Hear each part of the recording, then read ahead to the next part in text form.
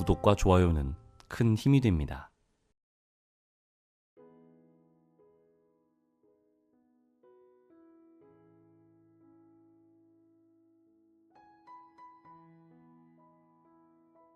안녕하세요. 책 읽어주는 아나운서 김성근입니다. 이제 완연히 봄이 된 것 같습니다. 바깥 활동하기 참 좋은 날씨인데요. 그만큼 또 나른해지는 게 집에 돌아오면 푹 쉬고만 싶은 그런 요즘입니다. 자, 지문 사냥꾼 두 번째 시간입니다. 오늘도 저와 함께 책 읽으면서 그야말로 푹 쉬는 저녁 시간 보내시면 좋겠네요. 한 주 동안 애 많이 쓰셨습니다. 좋은 꿈 꾸세요. 잘 자요.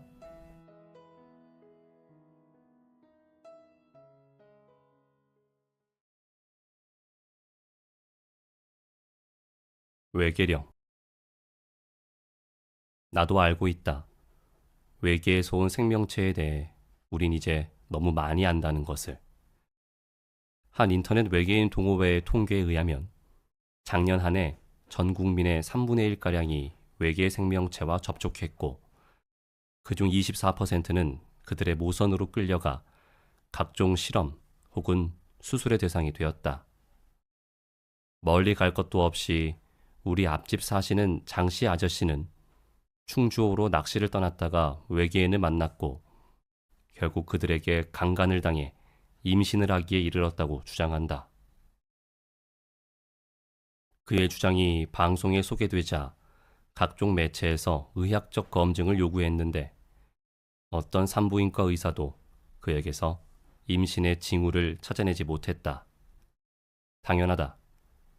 외계아는 자궁이 아니라 혈관 내에 착상되며 임신 기간은 120년에서 130년 정도 되기 때문에 최소한 40년 정도 지날 때까진 어떠한 외적 징후도 나타나지 않는다.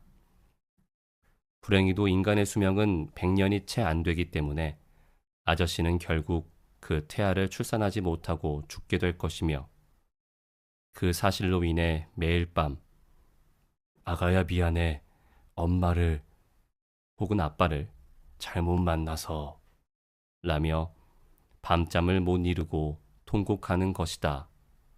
라고 그는 나와 삼거리 치킨호프에서 술 마실 때마다 입버릇처럼 얘기한다. 이런 와중에 시답지 않은 외계 머시기에 대한 얘기를 덧붙이는 것은 어느 모로 보나 유행에 뒤떨어진 일 같다. 하지만 나로선 그에 대해 얘기를 하지 않을 수 없는데 어쨌거나 이건 내게 실제로 일어난 일이고 사실 외계 머시기에 대한 사례 중 전대미문의 것으로 보여 내게 방송 출연의 기회나 또 까놓고 말하자면 약간의 돈벌이 기회를 제공해 줄 수도 있을 것 같기 때문이다. 자, 내게 찾아온 것은 외계령이다. 이해한다. 조금은 낯선 존재일 것이다. 그래서 설명을 덧붙이려는 것이다. 외계령은 아무런 형체도 가지고 있지 않다. 그것은 순수한 스피릿, 영의 형태로 존재한다. 그러니까 눈에는 보이지 않지만 분명히 존재하는 무언가라는 것이다. 이 영은 외계로부터 와서 지구와 지구 생명체들을 탐구하려 한다. 내 생각에 이들은 육신의 형태로는 수백만 광년의 거리를 도저히 물리적으로 단시간에 여행할 수 없다는 것을 간파하고 영의 형태로 지구에 도달한 것 같다.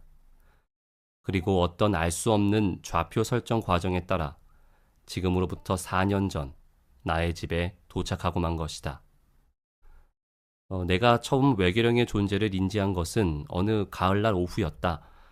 베란다에 빨래를 널어놓고 돌아서는데 갑자기 검정 양말 하나가 뚝 하고 바닥으로 떨어졌다. 별 생각 없이 다시 빨랫대에 걸어놓고 돌아서는 순간 검정 양말이 이번엔 점프하듯이 휙 뛰어올라 거실 마루에 떨어졌다. 바람이 이리 부나 중얼거리는 내 눈앞에서 검정 양말은 엄청난 속도로 마루를 미끄러져 내 방 안으로 쏙 들어가 버렸다. 그때 내가 느낀 공포를 어떻게 말로 할 수 있을까? 그렇지만 난 두려움을 꾹꾹 누르고 양말을 뒤쫓아 방 안으로 뛰어들어갔다. 방으로 들어온 나를 본 검은 양말은 모퉁이에 처박히더니 바들바들 떨기 시작했다. 그렇게 센 놈 같진 않은데? 난 슬금슬금 양말을 압박하며 구석으로 다가갔다. 그리고 결정적인 틈을 타 양말을 콱 밟아버렸다. 순간 검정 양말에서 무언가 빠져나가는 듯한 느낌이 났고 양말은 다시 평범한 젖은 양말로 돌아와 있었다.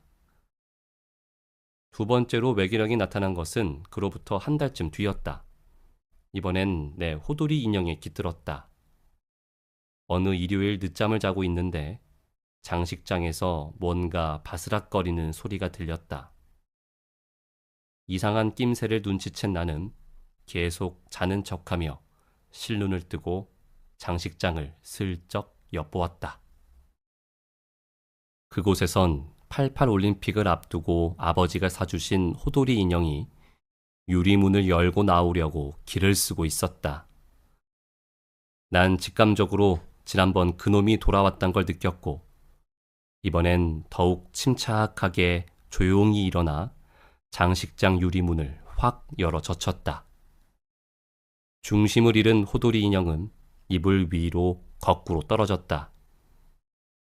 난 재빨리 인형의 두 귀를 잡아 그 영이 나가지 못하게 했다. 그리고 친절한 말투로 소리쳤다. 가만히 있거라. 널 해치지 않아. 난 나쁜 놈이 아니야. 너도 나쁜 놈 같지 않으니 진정해. 진정하면 그대로 놓아줄게. 호돌이는 겁에 질려 파르르 떨다가 이내 사태를 파악한 듯 고개를 끄덕였다. 나도 기분이 좋아져 찍어 눌렀던 두 손에 힘을 뺐다. 그리고 우리 둘은 이불 위에 앉아 서로 마주보며 2시간 정도를 아무 말 없이 있었다. 외계령은 그때 내게 많은 얘기를 한 것 같다. 아니, 어떤 소리를 낸 것은 아니다. 그렇다고 TV에서 본 텔레파시처럼 내 머릿속에만 울리는 목소리가 들렸던 것도 아니다. 외계령은 그런 식으로 대화하는 것 같지 않았다. 다만 내 마음속에 그에 대한 정보들이 자연스럽게 떠오르도록 도와주는 것 같았다. 그 2시간 동안 난 외계령에 대해 많은 것을 알게 되었다. 무엇보다 그 영은 외계에서 온 것이라는 점, 그리고 나와 이 지구에 대해 궁금한 점이 많다는 것을 알게 되었다. 그 밖에 또, 잘 알아듣진 못했다. 어쨌거나, 나도 그 외계령에게 지구에 대해 무언가 가르쳐 주고 싶었지만, 나 자신 지구에 대해 전혀 아는 바가 없다는 것을 깨닫고 입을 다물었다. 그리고 2시간 후 호돌이는 다시 그냥 호돌이 인형으로 돌아와 있었다. 그 후에도 잊을만 하면 외계령은 내 집안의 무언가에 깃들곤 했다. 몇 번은 TV 리모컨에 들어왔는지 제멋대로 채널이 돌아갔다. 난 외계령이 그러한 방식을 통해 지구인의 문화와 역사에 대해서 학습하려 한다는 걸 알아챘기 때문에 그대로 내버려 두었다. 컴퓨터가 갑자기 다운되거나 인터넷이 순간적으로 멈춰버릴 때도 난 외계령이 모종의 연구와 실험을 행하고 있다는 걸 감지하고 기꺼이 자리를 피해줬다. 우린 점점 익숙해졌고 마치 한 가족처럼 말하지 않아도 서로의 마음을 아는 사이가 되었다. 이제 펜이나 가위가 있어야 할 자리에 없다거나 즐겨 입던 티셔츠가 갑자기 사라졌다 해도 난 전혀 놀라지 않는다. 외계령은 언젠가 자신의 고향으로 돌아갈 것이다. 난 외계령이 집으로 돌아갔을 때 어떤 모습일까 그려보곤 한다. 잘생긴 청년일까? 혹은 우아한 여인일까? 아니면 영화에 나오는 에일리언들처럼 흉물스러운 모습일까? 어쩌면 그곳에서도 영의 형태로 이런저런 무생물에 깃들어 살아나가는 것일지도 모른다. 외계령이 생명체에 깃들어 그것을 조종하지 않는다는 사실은 그만큼 그들이 문명화되어 타 종족의 생존권을 존중한다는 의미일 것이다. 당연히 외계령의 세계는 무척이나 예의 바르고 평화로울 것 같다. 다음엔 외계령이 내 집안에 어디에 깃들지 모르겠다. 그리고 내가 발견하지 못하는 동안엔 그 영이 어디에 머물고 있는지도 모르겠다. 어쩌면 수도 배관이나 전기 배선에 들어가 기력을 보충하는지도 모르지. 선풍기나 김치 냉장고로 들어가 더위를 식히고 있을지도 모르겠다. 어쨌든 약속한다. 다음에 외계령이 또 나타났을 땐 여러분이 볼 수 있도록 꼭 방송국 카메라를 부르겠다. 한데 한 가지 걱정되는 것이 있다. 외계령이 워낙 예민해서 낯선 사람들이 들이닥치면 금세 어딘가로 도망쳐 버릴지도 모른다는 점이다. 서로 그렇게 되더라도 외계령에 대한 나의 이야기는 추호도 거짓이 없는 진실이라는 것을 믿어주기 바란다. 나도 솔직히 외계아를 임신했다는 앞집 아저씨의 측은한 얘기는 믿지 않지만 맹세하건대 내 얘기는 진실이다. 단지 카메라에 담거나 과학적으로 증명하기가 조금 힘들 뿐이다. 여러분이 끝내 내 얘기를 믿지 않는다면 돈벌이가 되고 안 되고와 상관없이 난 조금 더 외로워질 것이다. 고양이. 이를테면 해가 뉘엿뉘엿 저물 무렵 동네를 얼쩡거리다 보면 역시 아무 소일거리 없이 어슬렁거리는 고양이 한두 마리쯤은 만나게 마련이다. 방심한 채로 눈이 마주쳤다간 이런 텔레파시를 받게 된다. 녀석, 그 속셈으로 용케도 근근히 버텨왔구나. 화들짝 놀라 반격을 시도해봐도 어느새 놈은 아무 관심 없다는 투로 유유히 사라진다. 정말 억울한 노릇이다. 왜 매번 똑같은 수법에 말려들고 마는지. 단도직입적으로 말해 나는 고양이가 싫다. 정말 싫다. 전국 고양이협회에서 대변인 고양이를 통해 종차별적인 발언이라며 항의한다면 별 수 없이 대외적으로 사과는 하겠지만 공은 공이고 사는 사다. 화형을 시켜도 지구는 돈다. 나는 고양이가 싫다. 고양이의 모든 것이 싫다. 연쇄 살인 고양이 톰의 저주란 노래에서도 드러나듯 어쩌면 세상의 모든 악은 고양이들의 저주로부터 모락모락 피어오르는 것일지도 모른다. 어느 밤 건실한 가장이자 슈퍼마켓 주인인 37세 박삼식 씨가 고온히 잠든 사이 고양이 한 마리가 귓가에 수리수리 주문을 흘려 넣으면 다음 날부터 박 씨는 악명 높은 연쇄 방화범으로 변모하게 된다. 뭐 이런 식으로 말이다. 예고도 없이 장화치는 고양이가 찾아와 문을 두드리며 당신을 부자로 만들어드리죠 한다 해도 난 천만의 말씀이라고 이런지하에 거절하고 경찰을 부를 것이다. 그 고양이가 정말 날 부자로 만들어줄 수 있을 거라는 건 추호도 의심하지 않는다. 그도 엄연한 고양이가 아닌가. 고양이는 모든 걸 알고 있고 모든 걸 할 수 있다. 동시에 대부분의 고양이는 모든 걸 귀찮아하기에 다행히도 세상이 이만큼이나마 평화로울 뿐. 하지만 만약 내가 장화시는 고양이의 꿰매 넘어가 그를 가까이 하게 된다면 부자가 된 지 일주일 만에 생쥐로 바뀌어 아드득 아드득 씹히게 될 것이라고 확신한다. 그런 고양이가 9개의 목숨을 갖고 있다는 건 전혀 놀라운 사실이 아니다. 원한다면 무한히 다시 태어날 수도 있을 것이라 추측되는데 당신의 고양이가 도대체 몇십 번째의 삶을 살고 있는 것인지는 악마만이 알 것이다. 아내가 사랑하던 고양이가 죽어 어느 묘지에 묻고 집에 돌아와 보니 멀쩡하게 살아있더라. 그 후로도 몇 번이나 죽게 되었으나 그곳에 묻고 돌아오면 역시나 살아있더라. 조금씩 썩어가는 모습으로. 그러던 어느 날 아내가 죽자 그 아내를 고양이를 묻던 곳에 묻고 집에 돌아오는데 작자를 잊은 이 이야기는 틀림없이 실화를 각색한 것일 게다. 벽 속에 시체와 함께 갇혀있던 에드거 앨런 포의 검은 고양이 역시 아직도 미시시피 근교에 서슬퍼렇게 살아있는 것으로 많은 급진적 반묘주의 학자들에 의해 밝혀졌다.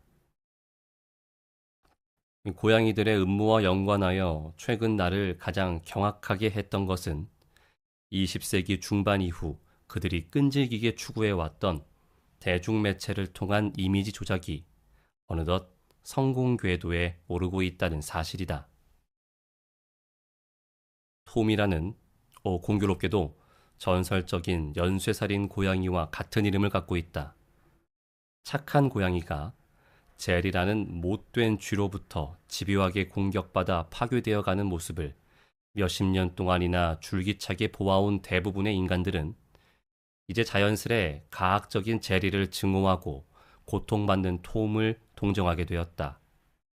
포식자, 가해자, 사악한 마녀 등으로 굳어졌던 자신들의 이미지를 불과 반세기 만에 순진무구한 피해자로 교묘하게 역전시킨 고도의 정치적 테크닉엔 혀를 내두르지 않을 수 없다. 사실 나는 서구 고양이들의 이러한 정치적 성과가 한국의 고양이들을 자극하지 않을까 적잖이 우려하고 있다. 한 식구인 그리고 내가 사랑하는 개가 노력하여 겨우겨우 되찾아온 요술구슬을 집 앞에서 가로채 뜨끈한 아랫목을 차지했다는 한국 고양이들은 그 시절 이후 비교적 조용히 지내왔던 셈이다. 그러나 최근의 세계적 조류로 볼 때 이제 한국 고양이들도 아랫목 정도에 만족하지 않을 것 같다. 무서운 조짐이다. 이쯤에서 내가 이토록 고양이들의 어두운 세계에 집착하게 된 계기를 고백하는 것이 옳을 듯 싶다. 3살쯤 되었을까? 외갓집에 놀러 갔다가 무심히 한 방문을 열었다. 그런데 그곳에선 항상 나와 함께 놀던 고양이가 방금 새끼를 낳고서 핥아주고 있었던 모양이다. 순간 외마디 키야옹 소리와 함께 날아온 고양이는 내 얼굴을 핥히려다 떨어져 팔을 핥히고는 스웨터 털실에 발톱이 걸려 대롱대롱 매달려 있었다. 미친 듯이 울어대던 나는 이런 소리를 들었다. 내 눈을 멀게 했어야 하는데. 그때 깊이 찢어진 상처는 아직도 내 오른쪽 팔꿈치에 선명하게 남아있다.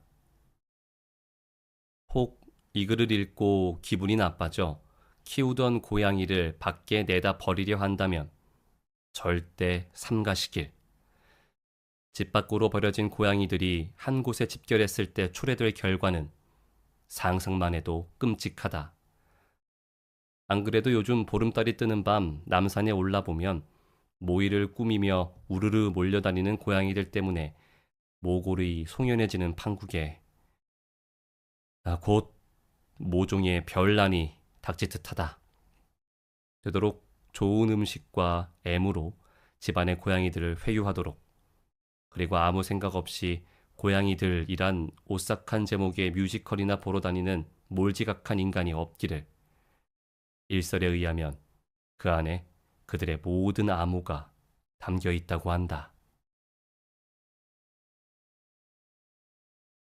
자백. 그래, 나예요. 맞다고요. 그 새끼 가르마가 속살이 훤히 보이도록 넓게 벌어져 있던 그 새끼 말이지.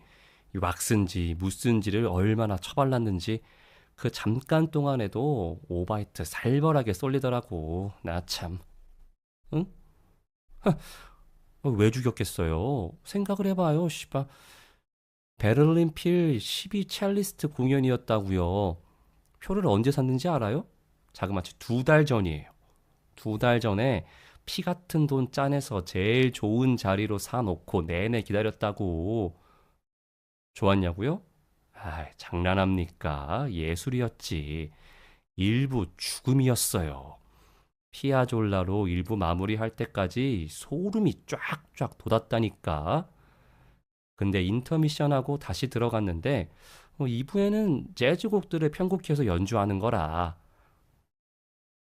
약간 밀도가 떨어지면서 어영부영 가고 있다가 세 번째인가 네 번째인가 글렌 밀러의 문라이트 세레나데 전주 들어가면서 연주자들 집중이 다시 딱 됐어요. 이제부터 또 고감도로 때려보자 하고 있는데 바로 그때 이런 개 족같은 새끼가 삘리리리 소리를 낸 거라. 어? 뭔 소리인지 몰라요? 핸드폰 끄는 소리, 그 핸드폰 끌 때 나는 삘리리 소리 있잖아. 그거 졸라 거슬리는 그거. 아, 이런 고요한 콘서트홀에 그 소리가 쫙 퍼지는데, 이야, 연주하는 애들이 웃대. 허탈하겠지, 걔네도. 아, 근데 난 도저히 웃음은 안 나오고 열이 확 뻗치는 거라. 사람들도 다 그랬을 거야. 겨우 뭔가 되는 순간이 왔는데 그 새끼가 깽판을 쳤으니까. 그래서 할 수 없이 내가 응징을 했지. 용서가 안 돼요, 그런 건. 그 순간에 전화를 왜 끄고 지랄이냐고 하니, 끄려면 진동으로 바꾸고 끄던가, 배터리를 팍 빼거나 해야지 웬 삘리냐고. 뭐 전화 하루 이틀 끕니까? 이거는 대가리가 빠가든가, 매너가 개든가, 졸라 해코지를 하려고 작정을 했든지, 셋 중 하나인데, 셋 다 용서가 안 되지. 그죠? 그래서 어쩌긴 어째 주머니에서 첼로줄 꺼냈지. 그건 연주회 직전에 대기실에 들어갔다가 그 누구지? 게오르그 파우스트? 그 사람 케이스에서 몰래 빼온 거야. 기념으로. 아, 지금 그게 중요한가? 알았어. 다음엔 같이 들어가든지. 예술의 전당 대기실 새끼는 경비도 몰라. 나만 알지. 하여튼 그래서 그 첼로 줄 세 줄 한꺼번에 엮어 손에 쥐고 그 새끼 뒤로 갔지. 님이 벌써 꾸벅꾸벅 졸고 있더만 그 개새끼. 아, 애초에 음악에 애착이 없으니까 그런 뻘짓을 그렇게 당당하게 했던 거라. 그냥 갈기고 싶은 걸 꾹 참고 타이밍 짱 잘 보고 있다가 카라반인가 끝나고 박수도 칠 때 확 졸라줬지. 새끼. 소리도 못 내고 가대. 뭐 어차피 소리를 질러봐야 관객들 환호에 묻혔겠지. 그렇게 된 거예요, 스파. 이해가 가요? 그렇게 해둬야 다음에 딴데 가서 감동의 순간에 똥칠 못한다고. 아, 아마 공연 끝나고도 한참 걔 죽어있는지 몰랐을걸. 웬 아저씨 하나가 음악 해왔다가 또 퍼져 자는구나 했겠지 다들. 신문에도 안 나요 그런 건. 경찰도 그런 거 챙길 만큼 한가지지도 않고. 어이구, 이 양반 생각보다 빠르네. 패닝룸? 그래, 그것도 나예요. 이제 슬슬 감이 잡히나 보네. 아, 그때도 짜증나서 죽는 줄 알았지. 진짜 오랜만에 영화 보러 갔는데 앞자리 새끼 대갈통이 완전 에드벌룬이야. 머리 스타일도 빠마 졸라해서 가뜩이나 대두를 제곱을 해버리네. 처음엔 나긋나긋 얘기를 했지. 이봐, 당신 머리가 커서 잘 안 보이니까 허리 좀 숙여라. 그랬더니 이 새끼가 슬쩍 야리면서 지는 덩치가 커서 더 이상 못 굽힌다는 거야. 이런 네 주가리 씨방새 그걸 말이라고 하냐? 남들 불편 안 주려면 지가 좀 불편해도 참아야지. 십새끼가 졸라 뻔뻔하게 배째라고 개기더라고. 그 새끼 때문에 나도 허리 세워 앉아 내내 까딱거려야지. 나 때문에 내 뒤, 그 뒤 사람들 똑같이 빼기 치느라 영화 제대로 못 보지. 아니, 지가 공룡이면 아예 극장에 오지 말든지. 이런 개 족같은 새끼가 다 있어? 별 수 없어. 약이 따로 없다고. 바로 배낭에서 전기톱 꺼냈지. 요즘 공연장이나 극장 갈 때는 준비물이 졸라 많이 필요해요. 옛날하고는 배낭 무게가 완전 다르다니까?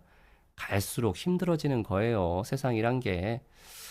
여튼 전기톱 꺼내 들고 옆 뒷사람들한테 눈짓으로 오케이? 했더니 다 끄덕끄덕 오케이 하는 거라. 다들 얼마나 날리고 싶었겠어. 안 물어봐도 비디오지. 공인도 받았겠다. 행동 바로 들어가. 쇳불, 당김, 알죠? 아니, 다 간 것도 아니야. 딱 앉았을 때 내 시선에서 화면 가리는 부분만 눈대중으로 재고 휙 갈아줬지. 1초도 안 걸려요, 그런 건. 간단해. 피? 피는 졸라 튀지. 그래도 그 정도는 참아야지. 편하게 영화 보려면. 아무 희생도 없이 뭘 얻으려고 하면 안 돼요. 그런 걸 알아야 돼, 자기도. 하여간 폼나게 쫙 갈고 났더니 사람들이 고맙다고 박수 톡톡톡톡 치더라고. 매너들 좋아요, 요즘 사람. 덕분에 처음에 잡쳤던 기분도 풀고 영화 재밌게 보고 나왔지. 골 같은 거 좀 튄 건 나오면서 화장실에서 싹 씻으면 돼. 빨간색이야. 어차피 요즘 패션이고. 음, 그건 좀 맘에 걸리긴 해요. 근데 아마 걔는 잘 살고 있을 거야. 좀 고되긴 해도 밥도 주고 잠도 재워줄걸? 그땐 무슨 무용 공연이었더라? 맞아. 로미오와 줄리엣, 그거. 나도 처음 보는 발레 공연이라 긴장 좀 하고 우아 떨면서 보고 있는데 저쪽 왼쪽 옆에서 애들 둘이 계속 삐걱삐걱 거리는 거야.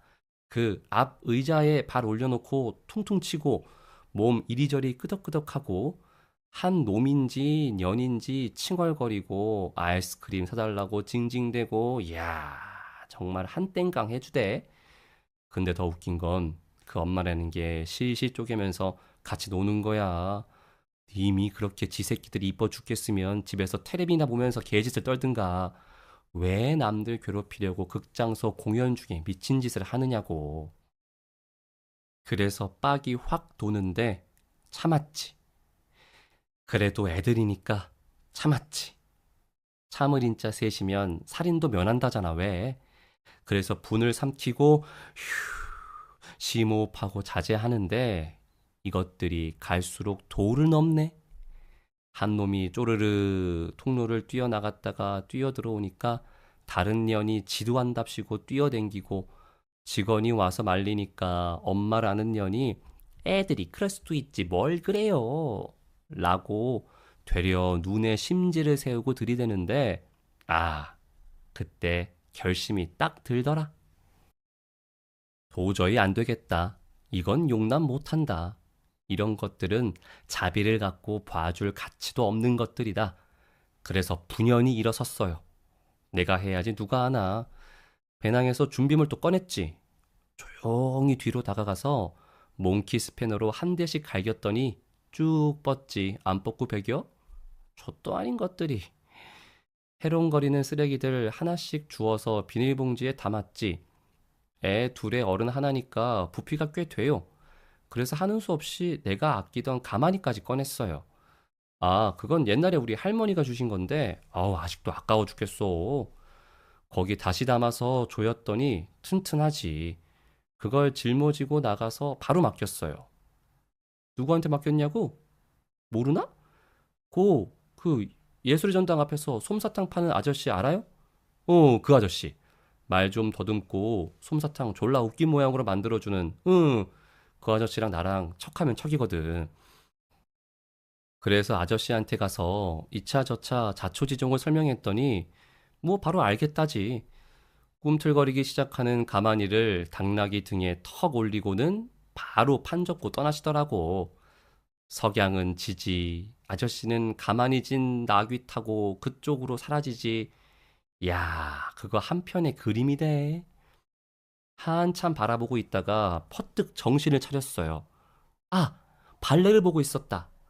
냅다 뛰어들어갔더니 벌써 산막이야. 많이 놓쳤다니까요. 그 잡것들 때문에. 그래도 로미오와 줄리엣이라 뭐가 어찌 되었는지 짐작할 수 있었기 망정이지. 안 그랬으면 쫓아가서 마저 아작을 냈을 거야. 아마 솜사탕 아저씨가 좋은 데 데려가서 잘 가르치고 있을 거야. 그건 믿어도 돼요. 애들은 두고 애미만 실어 보낼 걸 그랬나 하는 생각이 들어서 나도 찝찝하긴 하지만 뭐 어떡하나 지난 일을. 다음 계획? 이건 비밀인데 아무한테도 말하지 말아요.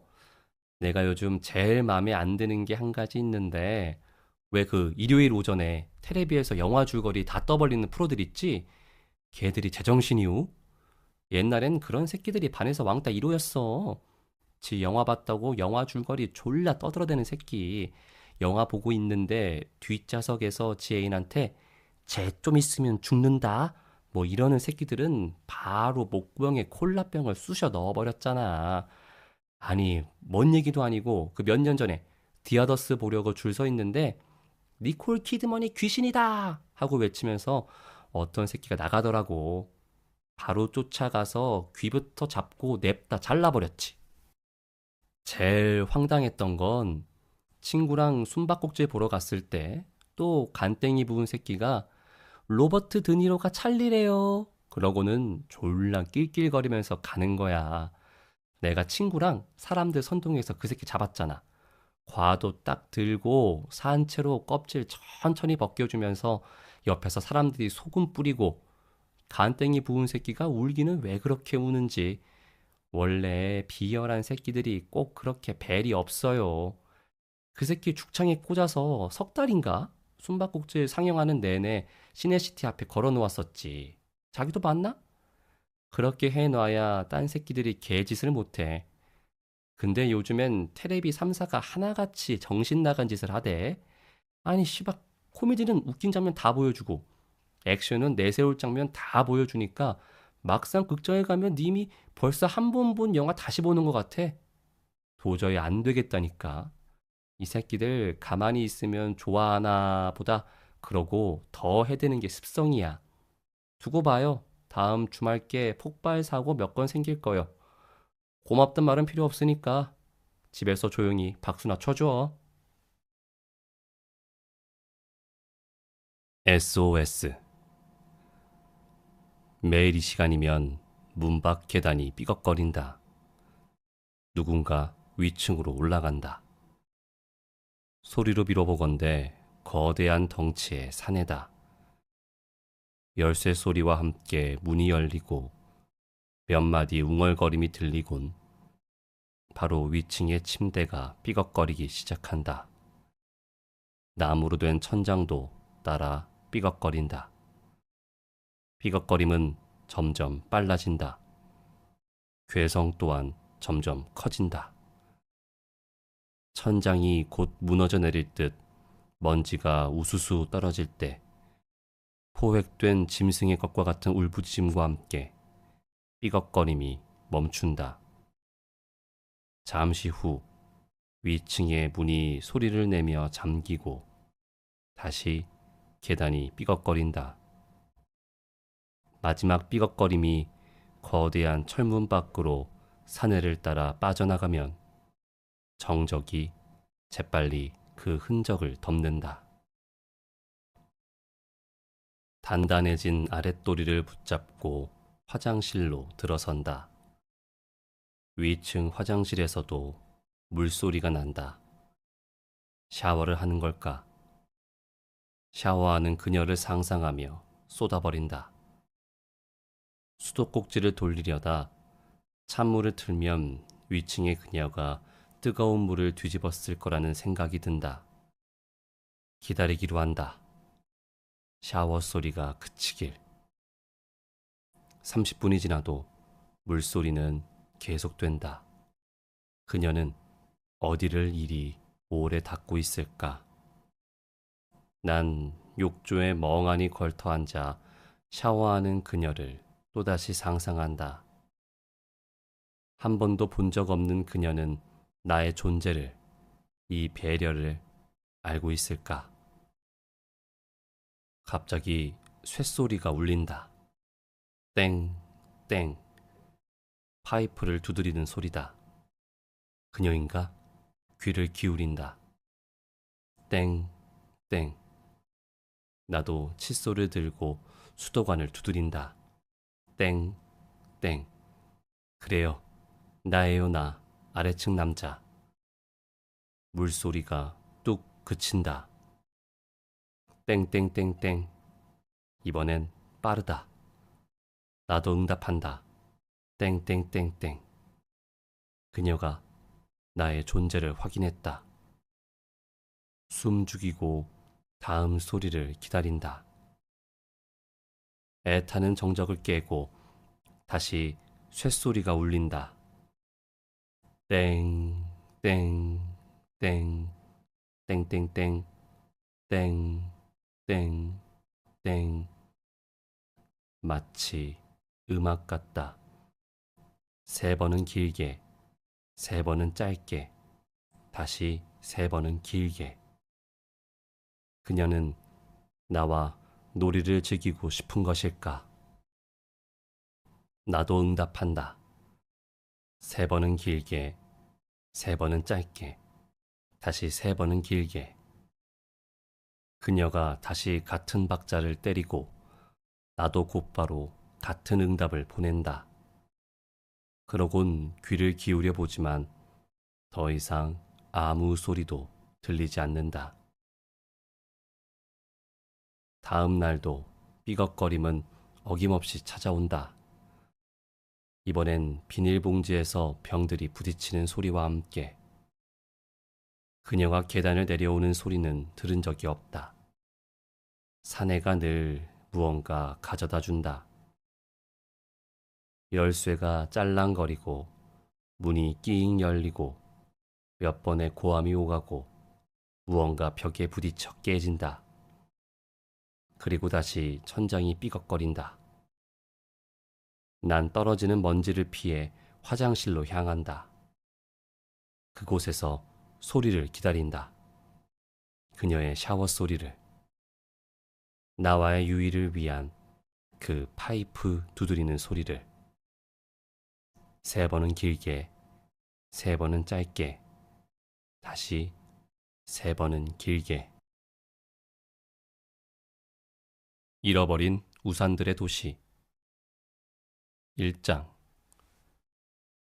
어디까지 가는가? 자정이 가까운 시각, 지하철 좌석에 앉아 꾸벅꾸벅 졸고 있는데 누군가 말을 걸었다. 그렇게 하염없이 졸다간 역을 지나치고 말지.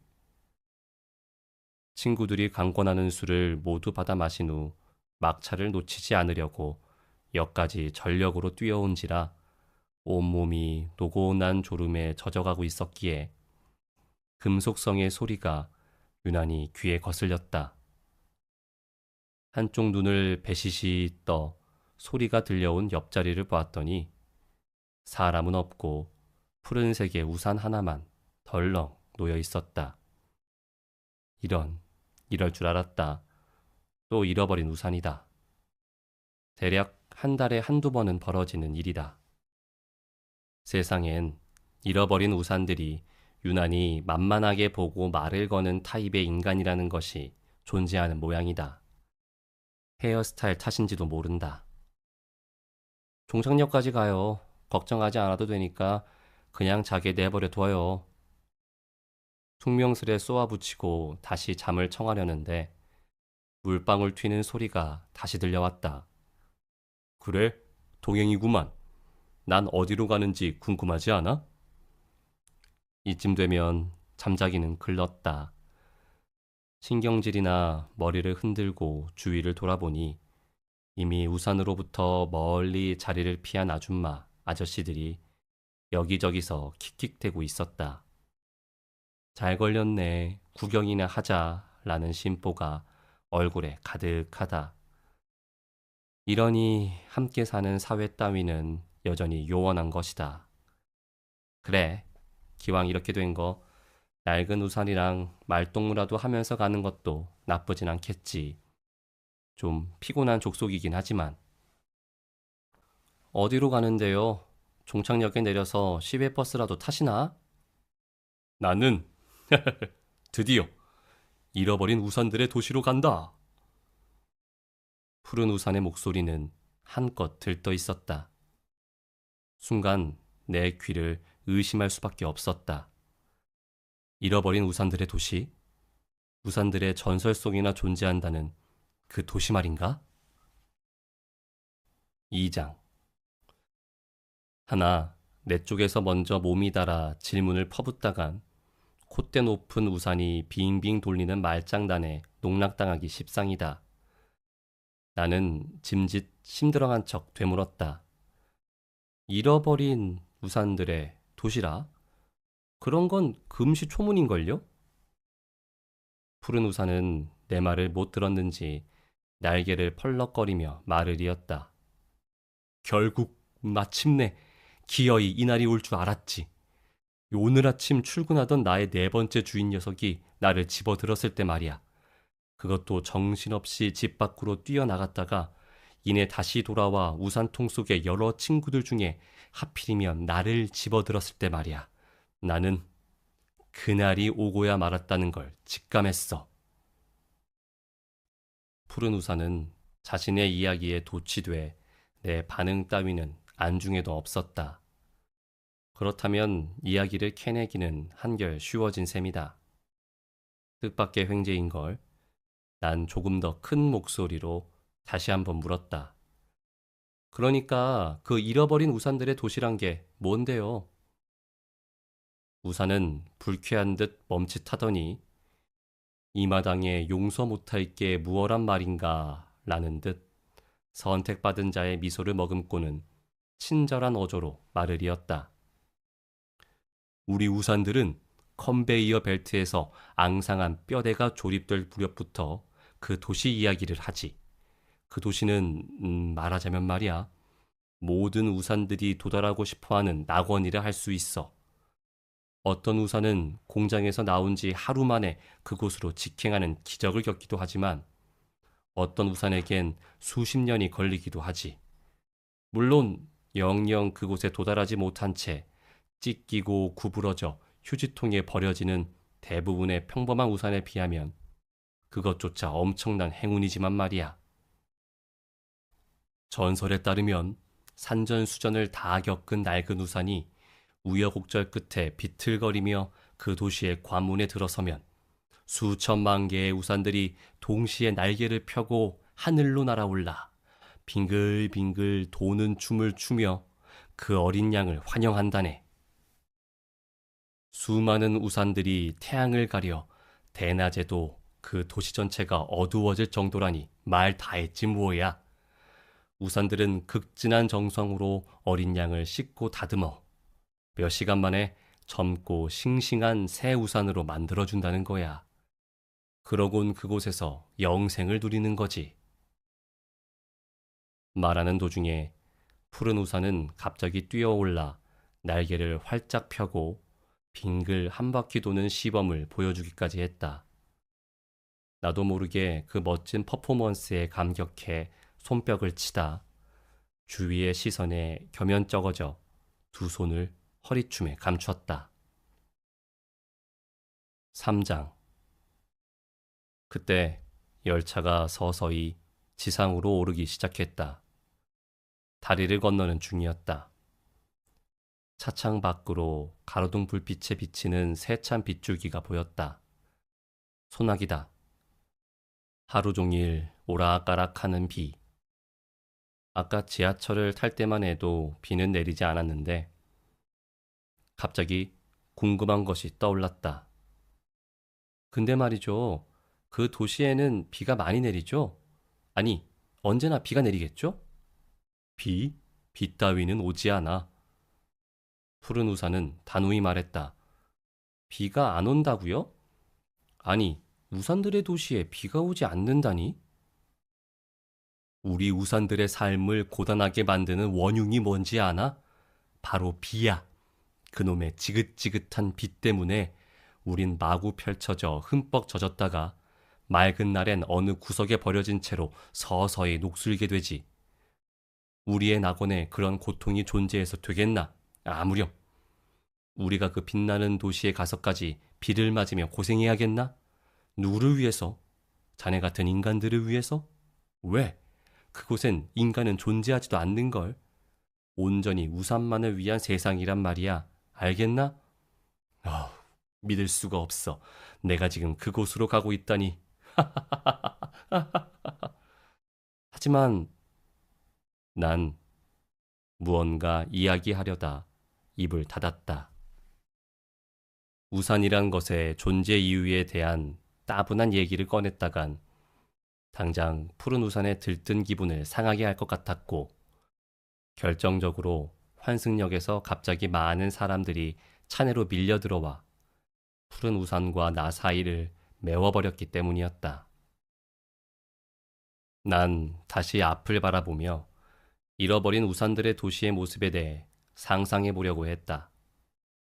우산들이 줄을 지어 빙글빙글 도는 영화 싱잉 인 더 레인의 한 장면만 계속해서 떠올랐다. 그 외엔 도대체 이 우산들이 어떻게 살고 사랑하고 즐기고 꿈꾸는지 짐작조차 할 수 없었다. 뿌연 상상의 구름 속에 잠겨 있을 때 누군가 날 흔들며 말했다. 일어나요, 아저씨. 종착역이에요. 내려요. 눈앞이 흐릿했다. 점점 선명해지는 시야엔 한심하다는 듯 나를 바라보는 초록색 옷의 공익근무 요원이 보였다. 난 황급히 입가에 침을 닦고 주위를 둘러보았다. 이미 모든 사람이 내리고 객차는 불도 반쯤 끈 상태로 멈춰서 있었다. 고개를 꾸벅이고 일어나 얼른 열차에서 내렸다. 그때 뒤에서 공익요원이 나를 불러 세웠다. 아저씨, 우산 가져가야죠. 돌아보니 푸른 우산이 그의 손에 들려 있었다. 나는 머뭇거리다 대답했다. 그거 내 거 아니에요. 그래도 갖고 가요. 밖에 비 많이 와요. 순간 생각이 고속열차처럼 빠르게 머릿속을 스쳐 지나갔다. 아니에요. 그 우산 따로 갈 데가 있어요. 공익근무 요원은 미간을 찌푸리며 고개를 갸웃거리다 알아서 하라며 푸른 우산을 들고 다음 객차를 향해 뛰기 시작했다. 난 보이지 않을 때까지 그와 우산을 바라보며 서 있었다. 내가 잘못 본 것이 아니라면 그때 우산은 웃고 있었다. 모퉁이를 돌다. 모퉁이를 돌다. 쓰러질 듯 아슬아슬 모퉁이를 돌다. 날카로운 균형에 의지하며 모퉁이를 돌다 그를 만났다. 그 조그만 손, 뒷공무니에 끌고 다니는 가방, 여전히 웃고 있던 그의 모습에 넋을 잃어 몇 시간이나 쳐다보았지만 그는 사라지지 않고 날 위해 서 있어 주었고 마치 그림처럼 천천히 거의 정지한 채로 움직여 가방을 열어 내게 주려던 편지를 마침내 건넸다. 난 포기한 채 무릎을 꿇었고 순간 그의 긴 가방은 공기 중에 흩어지고 틀니처럼 끼고 다녔던 웃음마저 내게 떠넘겨졌다. 결국 나의 도주는 이곳에서 종말을 맞는구나. 고뇌할 여유조차 주지 않는 미로는 더욱 빠르게 몇 배의 속도로 그 길목을 변형시키고 있었고 난 두 다리에 온 힘을 집중하여 겨우 일어선 뒤 웃음을 만면에 머금으며 새로운 모퉁이를 향해 발걸음을 옮겼으니 천근이 뒤에서 잡아끄는 것 같아 돌아보니 내 꽁무니에 날 때부터 그랬던 듯 굳건한 가방이 매여 있었다. 그때 혹시 그가 가방 속으로 들어와 버린 것은 아닐까 생각이 들자 공포가 엄습해왔고 동시에 허겁지겁 편지를 뜯고는 그 짧은 명령에 절망하였다. 살라. 독서 3매. 그녀는 정원의 흔들의자에 앉아 책을 읽고 있다. 난 늦잠에서 깨어 눈을 비비며 부엌으로 물을 마시고 그녀를 찾던 중이다. 그녀의 뒷모습이 보인다. 긴 머리카락이 의자 등받이를 뒤덮고 있다.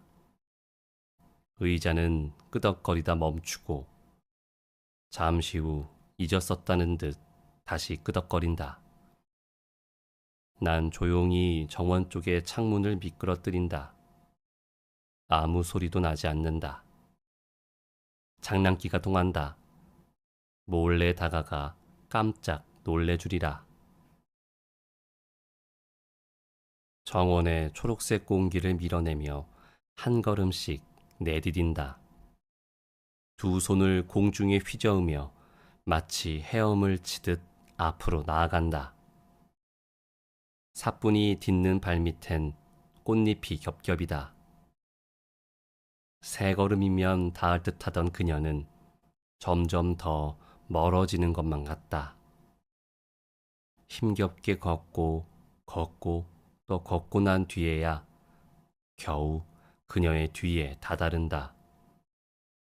숨을 참느라 눈앞이 어질거린다. 그래도 정원엔 삐걱거리는 흔들의자 소리만 울려 퍼지고 있다. 한 줄기 바람이 불어온다.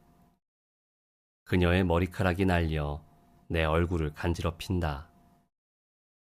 짙은 향기에 정신이 아득해진다. 이젠 그만 그녀의 어깨를 치고 한바탕 자지러지게 웃고는 이 유치한 장난을 끝내고 싶다. 하지만 움직일 수가 없다. 목소리를 낼 수도 없다. 정원 안의 공기가 점점 찐득찐득해지고 난 옴짝달싹하지 못한다. 손가락 하나를 움직이는데도 온몸의 힘을 모아야 한다. 가까스로 고개를 숙이고 그녀를 내려다본다. 흔들 의자마저 움직임을 멈췄고 그녀는 페이지도 넘기지 않은 채 한 줄만 뚫어져라 바라보고 있다. 그녀는 정원의 흔들 의자에 앉아 책을 읽고 있다. 난 그저 그녀를 깜짝 놀라게 해주고 싶었던 것뿐인데 그녀가 비명을 지르며 내 품에 안겨 가슴을 두드려 주길 원했던 것뿐인데 그녀는 이미 책 속에 빠져 있고 책은 우리를 봉인해 버렸다. 서투른 장난은 때를 놓쳤고 억지로 몸을 움직이면 그녀가 유리처럼 깨져 쏟아져 내릴 것 같다. 언제까지 여기 서 있어야 하는 걸까? 그녀는 언제쯤 책 읽기를 그치고 뒤돌아 나를 찾게 될까? 한낮의 태양은 잔혹하게 내리쬐고 그녀의 독서는 영원히 계속된다. 피아노. 몇 년 전 홍수에 피아노가 떠내려 왔어요. 어찌된 영문인지 둥실둥실 떠내려온 피아노를 밧줄로 냅다 묶어 마루에 닦아 놓았어요. 건반 뚜껑을 열어보니 이빨 빠진 아이처럼 두 개가 비었어요. 첫날엔 분명 C5와 F샵2가 빠져 있었는데 둘째 날엔 G샵3와 B4가 빠져 있었어요. 알고 보니 매일매일 제멋대로 표정을 바꾸지 뭐예요. 검은 것 하나, 흰 것 하나씩 비워놓고 86 지들끼리 자리바꿈하며 키득거렸어요. 정말로 그랬다니까요. 어느 날 아침 체르니 연습곡을 치고 있는데 똑같은 곳을 세 번째 틀리고 나니 또 키득거리는 거예요. 그러고는 약을 올리듯 내가 틀린 곳만 연이어 3번을 짚어주더군요. 이렇게 치는 거란다 하는 듯이 말이에요. 저절로 움직이는 건반에 놀라 또 너무도 맑게 울리는 소리에 화가 나 뚜껑을 꽝 닫고 나니까 그제야 풀이 죽어 조용해졌어요. 하루는 비틀즈의 레디비를 멋들어지게 치기 시작하자 피아노가 따라 부르기 시작했어요. 음정도 잘 맞지 않는 소리로 투박하게 레디비, 레디비를 주어 삼기는 데야 반주를 할 마음이 싹 가시더라고요. 심지어 노래 부르느라 정신이 팔렸는지 나중엔 누르는 건반 중 열의 서넛은 소리가 안 났어요. 나 원참 정말 이렇게 무책임한 악기라면 반성할 필요가 있지 않겠어요? 그래서 그로부터 몇 달 동안 먼지만 뒤집어 쓰고 있도록 내버려 두었죠. 한참 뒤 어느 초겨울 밤 살금살금 다가가 가만히 뚜껑을 열었을 때 아마 피아노는 자고 있었던가 봐요. 희고 검은 건반은 아주 차가웠고 숨결에 따라 파르르 떨리고 있었거든요. 난 놀래켜줄 생각으로 콱콱콱쾅 베토벤 5번 교향곡의 1악장 주제로 어퍼컷을 먹였죠. 피아노는 깜짝 놀라 처음엔 당황한 듯 우왕좌왕했지만 금방 정신을 차리고 슬며시 음악을 주고받기 시작했어요. 우리는 그날 밤새도록 서로의 토라짐을 부끄러워하고 서로의 가슴을 용서로 어루만지며 시간 가는 줄도 모르고 음악 속으로 빠져들었어요.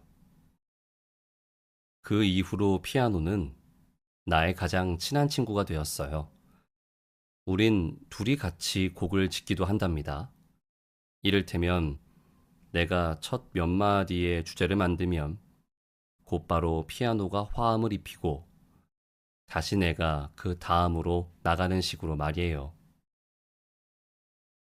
피아노와 함께 쓴 곡이라 말하면 정신 나간 사람이라고들 할까봐 한 번도 얘기한 적 없지만 이제껏 내가 지은 곡들은 거의 다 피아노와의 공동작품이에요.